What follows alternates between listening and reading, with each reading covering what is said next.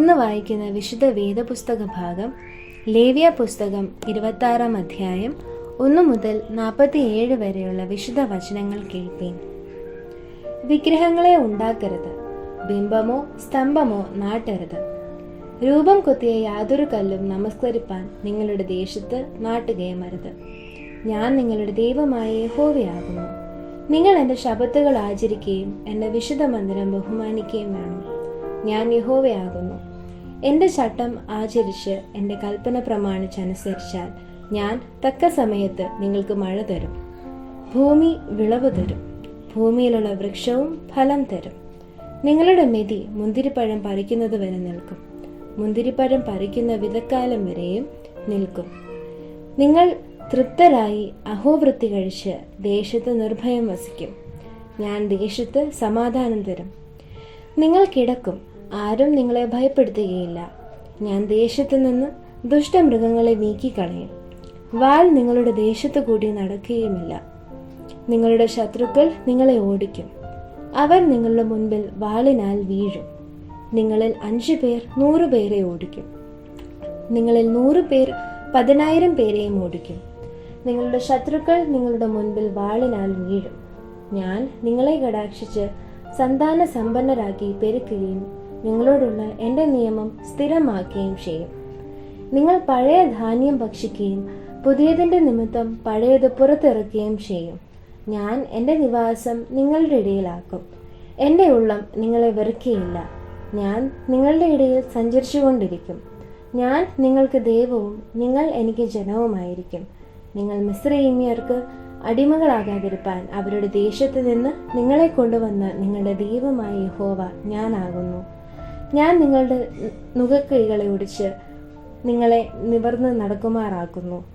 എന്നാൽ നിങ്ങൾ എൻ്റെ വാക്ക് കേൾക്കാതെയും ഈ കൽപ്പനകളൊക്കെയും പ്രമാണിക്കാതെയും എൻ്റെ ചട്ടങ്ങൾ ധിക്കരിച്ച് നിങ്ങളുടെ ഉള്ളം എൻ്റെ വിധികളെ വെറുത്ത് നിങ്ങൾ എൻ്റെ കൽപ്പനകളെയൊക്കെയും പ്രമാണിക്കാതെ എൻ്റെ നിയമം ലംഘിച്ചാൽ ഞാനും ഇങ്ങനെ നിങ്ങളോട് ചെയ്യും. കണ്ണിനെ മങ്ങിക്കുന്നതും ജീവനെ ക്ഷയിപ്പിക്കുന്നതുമായ ഭീതി, ക്ഷയരോഗം, ജ്വരം എന്നിവ ഞാൻ നിങ്ങളുടെ മേൽ വരുത്തും. നിങ്ങളുടെ വിത്ത് നിങ്ങൾ വെറുതെ വിതയ്ക്കും, ശത്രുക്കൾ അത് ഭക്ഷിക്കും. ഞാൻ നിങ്ങളുടെ നേരെ ദൃഷ്ടി വയ്ക്കും. നിങ്ങൾ ശത്രുക്കളോട് തോറ്റുപോകും. നിങ്ങൾ ദ്വേഷിക്കുന്നവർ നിങ്ങളെ ഭരിക്കും. ഓടിക്കുന്നവർ ഇല്ലാതെ നിങ്ങൾ ഓടും. ഇതെല്ലാമായിട്ടും നിങ്ങൾ എൻ്റെ വാക്ക് കേൾക്കാതിരുന്നാൽ നിങ്ങളുടെ പാപങ്ങൾ നിമിത്തം ഞാൻ നിങ്ങളെ 7 മടക്ക് ശിക്ഷിക്കും.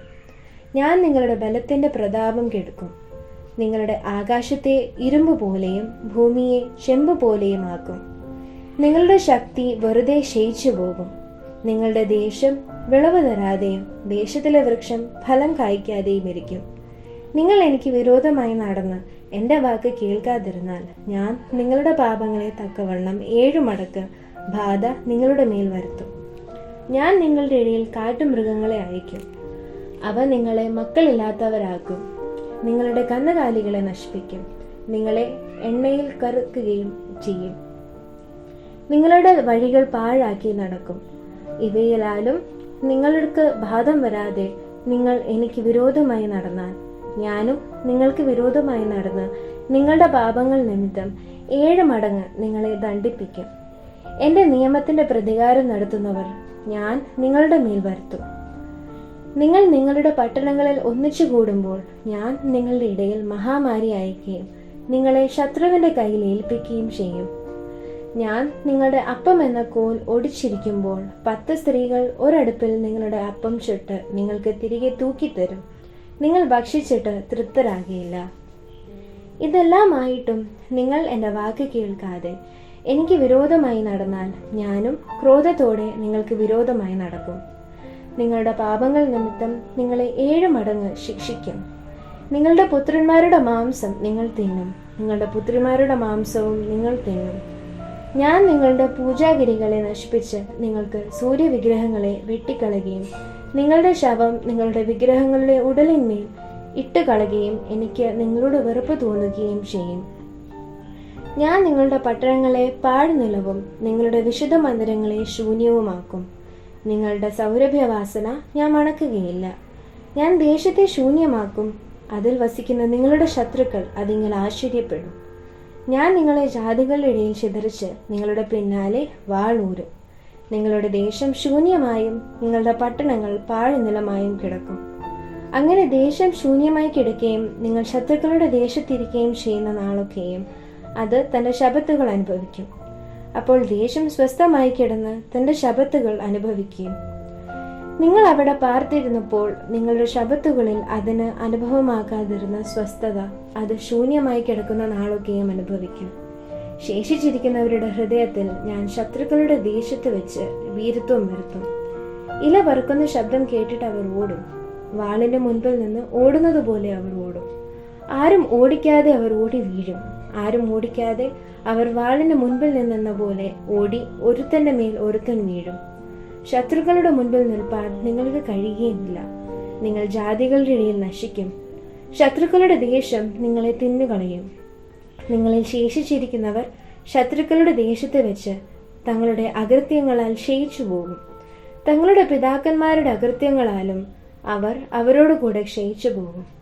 അവർ തങ്ങളുടെ അകൃത്യവും തങ്ങളുടെ പിതാക്കന്മാരുടെ അകൃത്യവും അവർ എന്നോട് ദ്രോഹിച്ച ദ്രോഹവും അവർ എനിക്ക് വിരോധമായി നടന്നുകൊണ്ട് ഞാനും അവർക്ക് വിരോധമായി നടന്ന് അവരെ ശത്രുക്കളുടെ ദേശത്ത് വരുത്തുകയും ഏറ്റുപറയുകയും അവരുടെ പരിച്ഛേദനയില്ലാത്ത ഹൃദയം അപ്പോൾ താഴുകയും അവർ തങ്ങളുടെ അകൃത്യത്തിനുള്ള ശിക്ഷ അനുഭവിക്കുകയും ചെയ്താൽ ഞാൻ യാക്കോബിനോടുള്ള എൻ്റെ നിയമം ഓർക്കും.